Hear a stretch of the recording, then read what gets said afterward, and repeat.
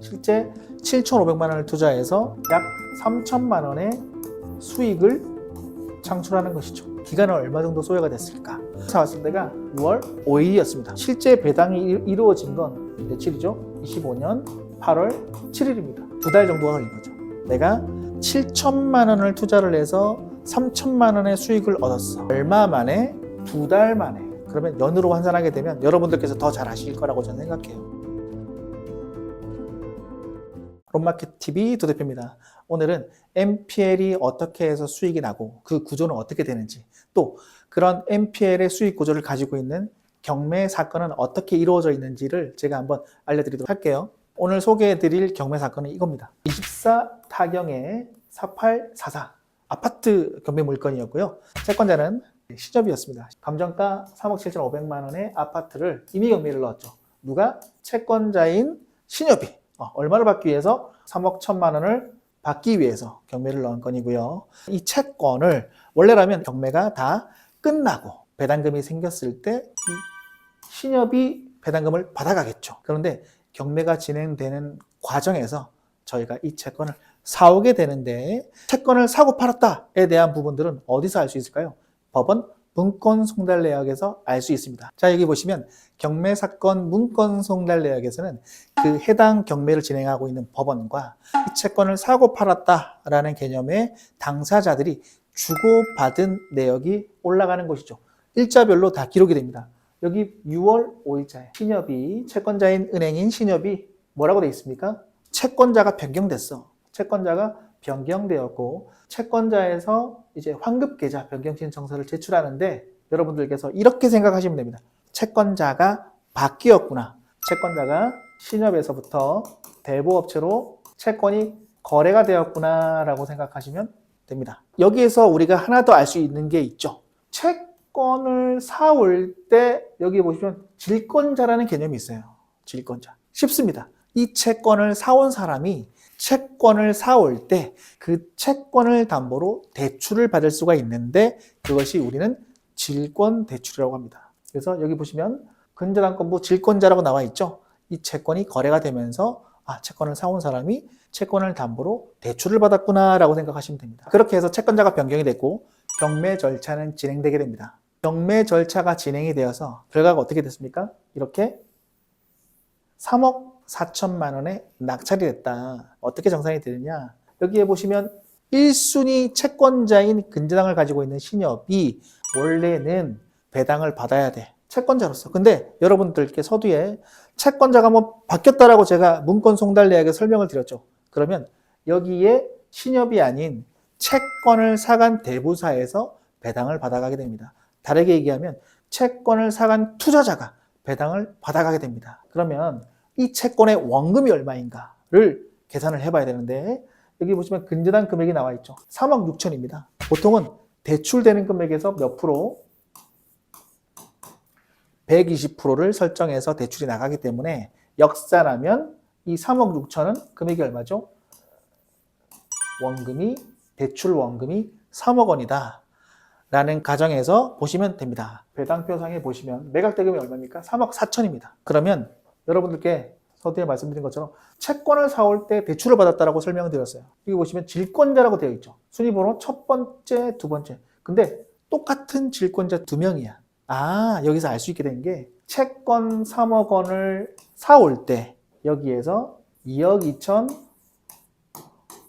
2,500만 원을 대출을 받았구나. 여기 원금이라고 나와 있죠. 대출을 받았구나라는 걸 알 수 있어요.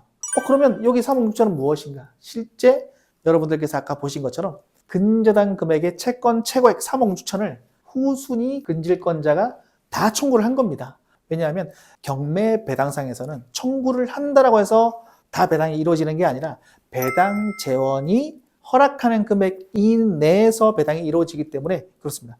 3억 4천만 원이 먼저 여기에서 2억 2,500만 원을 먼저 받아가고 1순위로, 그리고 2순위로 3억 6천을 받아가야 될 금액에서 2억 2,500만 원을 뺀 나머지 1억 500만 원을 배당받아가는 구조다. 근데 우리가 3억을 1순위 질권자가 75% 대출을 받았고 2순위 질권자가 나머지 25% 부담을 했다라고 한다면 3억 원에서 25%면 얼마죠? 7,500만 원입니다. 그러면 우리가 배당받은 금액은 1억 500만 원. 1억 500만 원에서 차감시키게 되면 얼마가 남죠? 약 3천만 원이 남는 구조입니다. 청구 금액은 3억, 그리고 배당 금액은 얼마죠? 3.4억. 그러면 이 순위 투자자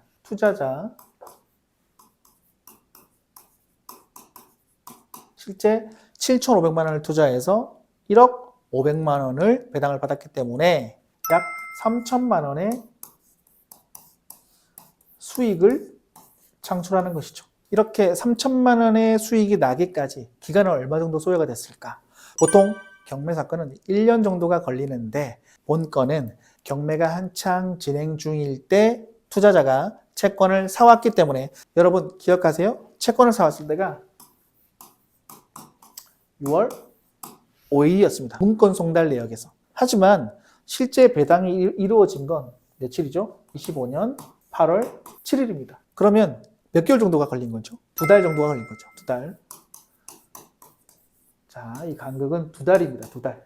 자, 그러면 내가 7천만 원을 투자를 해서 3천만 원의 수익을 얻었어. 얼마 만에? 2달 만에. 그러면 연으로 환산하게 되면 여러분들께서 더 잘 아실 거라고 저는 생각해요. 여러분들께서는 이런 내용들을 잘 모르시기 때문에 NPL 투자는 어렵고 추상적이다, 잘 모르겠다라고 하시지만 실질적으로는 해당 경매 사건에서 채권이 거래가 되고 그 채권에서 받을 금액이 정해지면 채권자로서 이렇게 배당을 받아 나가는 구조가 되는 겁니다. 그리고 여러분들께서 하나 정확하게 아셔야 될 논점이 여기에는 배당으로 종결이 되었다라고 나오지만 실제 NPL 투자자들은 배당을 받고 이미 환금을 해서 끝났어요. 그런데 경매를 입찰하신 분들은 어떨까요? 채권자들은 배당을 다 받고 돈을 다 회수를 했는데 경매에 입찰하신 분들은 어떻게?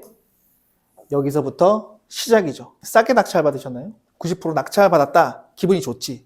그게 수익이 실현이 된 건가요? 아닙니다. 여기에서 별도로 한 번 더 환가 절차를 더 거쳐야 되죠. 결국에는 내가 낙찰 받아서 어느 정도 가공을 해서 매도를 해야, 매매를 해야 그게 환금이 되게 되고 내가 투자했던 금액을 다 회수할 수 있는 그런 구조다. 그래서 NPL 투자는 경매 입찰을 통해서 채권을 회수함으로써 끝나게 되고 경매 투자는 경매에 입찰하면서부터 본격적으로 시작되는 구조다라는 설명을 드릴 수 있겠네요. 자, 오늘은 NPL의 구조와 경매와 NPL의 관련성 어떻게 연관이 되어서 맞물려서 이루어지는지에 대해서 말씀을 드린 것 같아요. 좀 간단 명료하게만 설명을 많이 드린 것 같아요. 그래서 이런 부분도 있지 않을까 저런 부분도 있지 않을까 궁금증이 더 많이 생겼을 수도 있지만 기본적인 NPL의 거래 로직은 경매가 진행이 되고 그 경매가 진행되는 동안에 채권 거래를 하게 되고 그 채권 거래를 하게 됐을 때 제3자의 낙찰 대금에서 배당 종결, 즉 투자가 종료되는 것이다. 투자가 종료된다는 건 내가 투자했던 금액과 경매가 진행되는 동안에 불어난 연체이자까지도 같이 회수함으로써의 그 차익을 보는 것이다 라고 생각해 주셨으면 좋겠고요. 다음 시간에는 경매와 NPL의 구조적인 차이가 어떤 것이 있는지 제가 설명을 드리도록 하겠습니다. 론마켓TV 두두표였습니다. 감사합니다.